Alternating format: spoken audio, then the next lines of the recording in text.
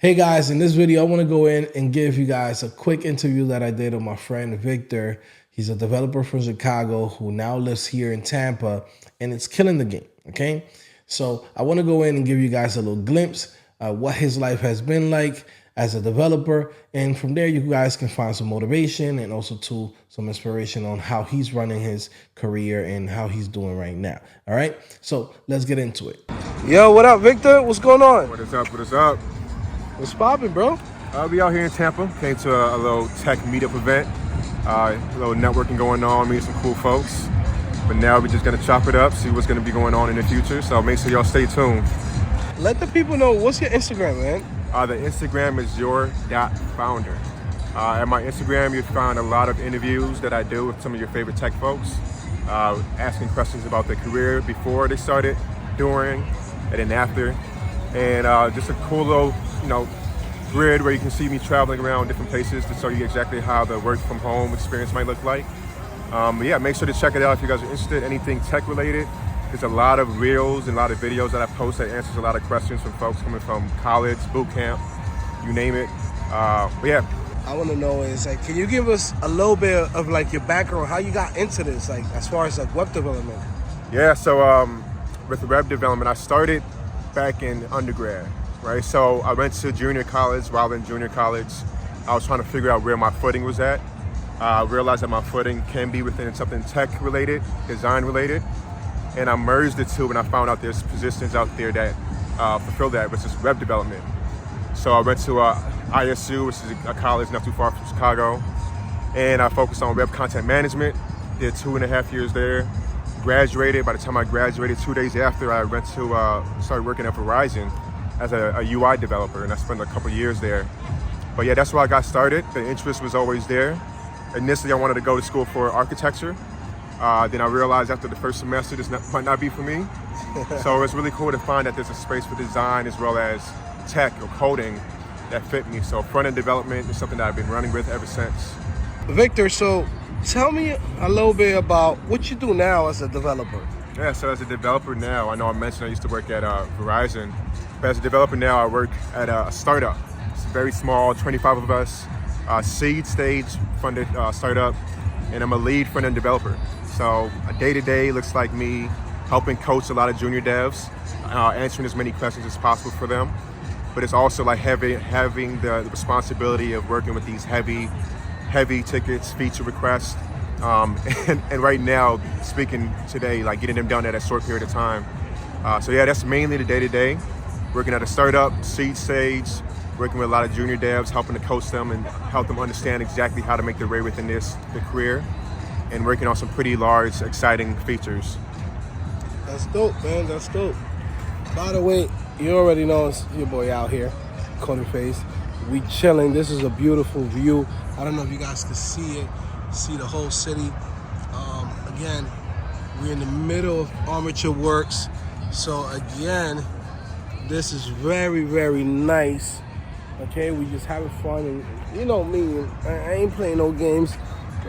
We out here. Poppy got the locky. You know what I mean? Like, yo, my boy is a trip, man. Y'all gotta follow him. I'm telling you, this guy is legit.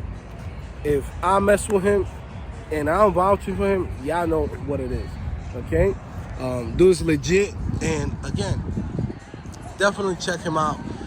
But let's continue with this, bro. Yeah. So, where do you see yourself in the next, 4 or 5 years? Like, what is the goals that you're going for right now, man? Yeah, no, that's a good question. So like I mentioned, I worked at an enterprise company for a number of years. After that, I joined a medium-sized startup. That startup actually was able to raise $40 million and be valued at $1.2 billion at one point. And then I realized the potential and the upside of startups, from being, small to medium to where we were at that time to where you can be. And I decided to leap from that and join a smaller stage startup where I'm at right now. So the reason why I'm bringing that timeline together from enterprise to medium-sized to a very small startup is basically because what I plan on doing for myself within the 4 to 5 years is becoming a technical founder myself. So I actually have a startup that I'm bootstrapping. meaning there's no funded from outside sources. I'm doing it myself. There's no team right now. It's just me doing the design, back end, front end, wireframing, features. And the goal is to help as many content creators as possible. But essentially that's what I'm doing, and that's what I'm planning on doing in the next 4 to 5 years. Creating my own startup, learning from my work experience what it means to build, and bootstrapping as far as I can go. Hey, there you go. That's how you do it. Now, as far as like development, like what type of development are you doing right now currently? So, you know, give us some languages, give us some frameworks, give us some, you know, some technical jargons that, you know, for the boys. You know, that's what they like to hear. Yeah, I already know. And so of course I start with the basics, right? HTML, CSS, so we can say JavaScript, but to be honest, I'm only using TypeScript right now. When we talk about the libraries and or frameworks, I work with Angular, right? I know a lot of folks, React, Vue, all type of libraries out there, but I've been working with Angular for the past 5 years, from junior level, mid-level to senior level right now. So HTML, CSS, TypeScript, Angular, and that's just the front end piece of it. And of course you have the CSS processors like Sass and Less that I have experience with. And back end, right? So I am primarily front end, but I do full stack. Back end, I work with Golang, MongoDB database. Also have some Postgres experience. But yeah, that's mainly it for the back end. Golang, MongoDB, building out as many APIs as possible with many features that I've worked in the past. And then there's the next step, right? You know the front end, you know the back end. How do we get it out there? How do we make it live? So I actually do have experience, and I also work with Docker and Kubernetes, being able to package that back end application and deploying it to any environment, right? So that's where the Kubernetes comes into place. So yeah, that's the technical jargon. That's the the things you want to put in your resume. But yeah, that's mainly it. Now, give me a little tip for junior developers that's starting now. I mean, look at you. You've been riding with Angular, and you had a good run with it, and you're still killing it right now. And it's solid. Like as far as like job security, you know, sometimes people they focus so much on the trendy things and don't realize that, guess what? Enterprise level doesn't care about that. You know, like, so at the end of the day, give them a little tip, you know. What you think? Yeah, for like junior devs, a tip that I would say is to find your comfort zone and make it a niche that works for you. Angular is something that I found as a comforting framework, and I decided to focus as much energy as possible learning the entire documentation of Angular. And by me doing so, I'm able to kind of put myself into this very unique space in the market where you have somebody who understands the full framework as if you were to work at Google that built out the Angular framework. So junior devs, find that niche, find it enjoyable, because if it's not enjoyable, you're not going to finish it, you're not going to do it.